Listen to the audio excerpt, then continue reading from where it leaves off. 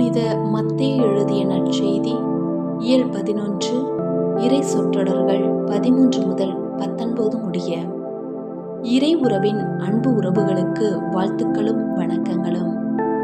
இன்றைய இறை வார்த்தையில் திருமுழுக்கு யோவானையும் நம் ஆண்டவர் இயேசு கிறிஸ்துவையும் விமர்சனம் படுத்துவதை வாசிக்க கேட்கின்றோம். விமர்சனம் என்பது நல்லதோ கெட்டதோ அதை ஏற்றுக்கொண்டு வாழ பழகிக்கொள்ள வேண்டும். இந்த விமர்சனம் 2 வகையாக பிரிக்கலாம். 1, வெளியிலிருந்து விமர்சிப்பவர்கள். 2, உள்ளே இருந்து விமர்சிப்பவர்கள். ஒருவன் ஒரு குருவிடம் சென்று கூறினான், குருவே, என்னை எல்லோரும் முட்டாள் என்கிறார்கள், நான் என்ன முட்டாளா என்று கேட்டான். அதற்கு குரு சொன்னார், நீ சென்று காணும் ஒவ்வொன்றையும் விமர்சனப்படுத்திப்பார் என்று சொல்லி அனுப்பிவிட்டார். அவன் சென்று அவ்வாறு பார்த்தான்.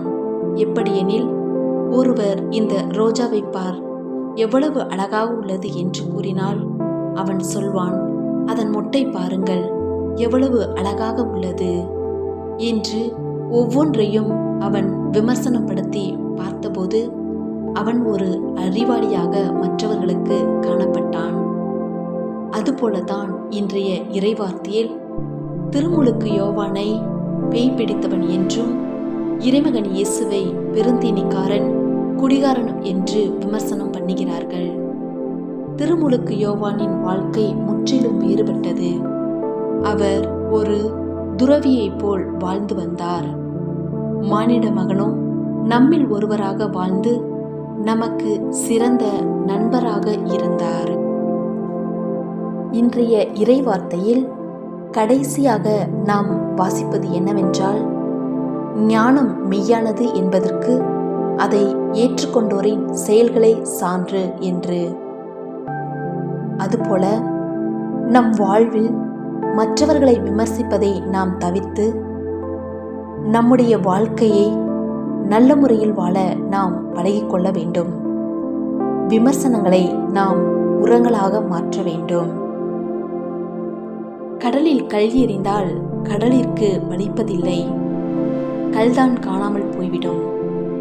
விமர்சனங்கள் கல்லாக இருக்கட்டும், நாம் கடலாக இருப்போம். எத்தனை சிறப்பான குதிரை வண்டியை இழுத்தாலும் அதற்கு சாட்டையடி உண்டு. அதுபோல் எத்தனை சிறந்த மனிதனாக நீ இருந்தாலும் உனக்கு விமர்சனம் உண்டு என்று கூறுகின்றார்கள். நாம் எவ்வாறு நமது வாழ்க்கையில் பிறரை விமர்சிக்கின்றோமா, அல்லது நம் வாழ்க்கையை நாம் மற்றவர்களுக்கு பலனளிக்கக்கூடிய வகையில் நாம் வாழ்கின்றோமா என்று சிந்திப்போம். ஜெபம். ஞானத்தின் ஊற்றே எம் இறைவா, நாங்கள் எங்கள் வாழ்வில் மற்றவர்களை விமர்சிப்பதை மன்னித்து மற்றவர்களின் நன்மைத்தனத்தை பாராட்டி ஊக்கப்படுத்தி வாழும் கருவியாக எங்கள் ஒவ்வொருவரையும் பயன்படுத்தும். ஆமேன்.